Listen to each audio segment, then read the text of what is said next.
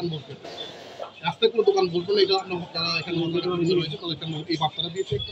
দ্বিতীয়ত হচ্ছে আমাদের এই বার্তা যখন পুরোপুরি প্রস্তুত হবে তখন আমরা পুরো শহর থেকে মানে ফুটপাথ থেকে উঠে সবাইকে এখানে নিয়ে আসবো, স্থানান্তর করে এখানে দেবো।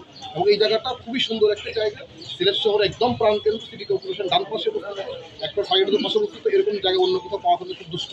আমরা লাকি জায়গাটা এখানে পেয়েছি এবং আমাদের সাথে মেহমুদ এটা মূলত তৈরি করে দিয়েছিলেন। আমরা আশা করছি খুব স্বল্পতম সময়েই এই শহরটা মুক্ত হবে। তাদের এখানে আসার পরে এখানে ধরে রাখতে আপনাদের কোনো এখানে যেটা ইতিমধ্যে করা হয়েছে সেটাকে আমরা বাস্তবায়ন করবো। এখানে রাস্তাটা আরো 2টা রাস্তাকে বের করে দেওয়া যায় এবং এই জায়গাটাকে আরো নান্দনিক করা যায়, যাতে করে লোকজন ঘুরতে আসলেও কোনো কিছু কেনাকাটা করে, যাতে লোকজন এখানে আসে সেই ব্যবস্থা আমরা নিব। আমরা চিন্তা করছি এখানে কিছু ফুলের টপ, কিছু ফুলের টার লাগিয়ে দেবো, এমন একটা জায়গা তৈরি করবো যাতে লোকজন এখানে ঘুরতে আসে। তো এত সুন্দর একটা জায়গা কিন্তু আপনার সিলেট শহরে অন্য কোনো পাবেন না। সুতরাং আমরা এটাকে নান্দনিক করার চেষ্টা করবো। আমাদের আজকে প্রিয় বন্ধু এখানে আছেন, এর মধ্যে আছেন, এখানে আমাদের কুকুররা আছেন, আমাদের এখানে সবাই মিলে এখানে মানে ফুল টিম কিন্তু এখানে আমরা আছি।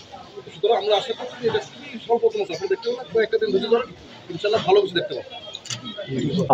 আর এটা হওয়ার পরে পরে আর একজন এখন আছে অন্তর্গত আমাদের যে ড্রেনে হলে ফুটপাত করছি, এটা সব ক্লিয়ার রাখা লাগে। এটা মানুষ হাতে তারছে ছেলেমেয়েরা সহ হাঁটতে পারে না, ওই জায়গাটা খালি রাখতে। আমি তারা যেটা বলতেছি আগে যেভাবে সিস্টেম করছিলাম, আর একটা সিস্টেম কুয়ারটা থেকে কোর্ট পর্যন্ত কোনো রিক্সা চলবে না। আর ওই যে ব্যাটারি এটা করলে মানুষ ফ্রি যাওয়া হাঁটা চলবে।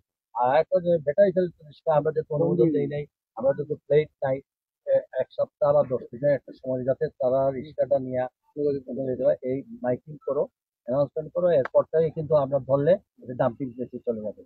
আগে জানাই তো 3-4 দিন 100 সময় দিলেন, দিয়া মাইকিং করলেন, জেলা ম্যাজিস্ট্রেটও করলেন, আপনারাও করলেন, সবাই মিলিয়ে যদি এটা মাইকিং হয়ে প্রচার হয় তাহলে তারপরে অ্যাকশন গেলে আর ওপেন আপনার আমি করছিলাম। আর ওই যে গণন্দনের মুকামের সামনে যে তোমরা ট্রেড লাইসেন্স বাতিল করছো, কিভাবে সিটি কর্পোরেশনের এখানে বাতিলকৃত ট্রেড লাইসেন্স যেখানে নাই তারা আবার এখানে শোরুম বানায় বসে? এবং আপনারা এখানে খুব ভাগ্যবান যে আমাদের সবাই ক্লিয়ার মুহূর্তে যিনি রয়েছেন, দীর্ঘদিন সিটি কর্পোরেশন দায়িত্ব ছিলেন, ওই এলাকার উনি মানুষের প্রাণের নেতা এবং এই সমস্ত কিছু জানেন এবং উনি স্পষ্টকে স্পষ্ট বলেন। এটা হচ্ছে আমাদের জন্য খুব ভালো একটা দিক। এই জন্য আমরা সবাই মিলে একসাথে আসছি যে হকারদের এখান থেকে উচ্ছেদ করা।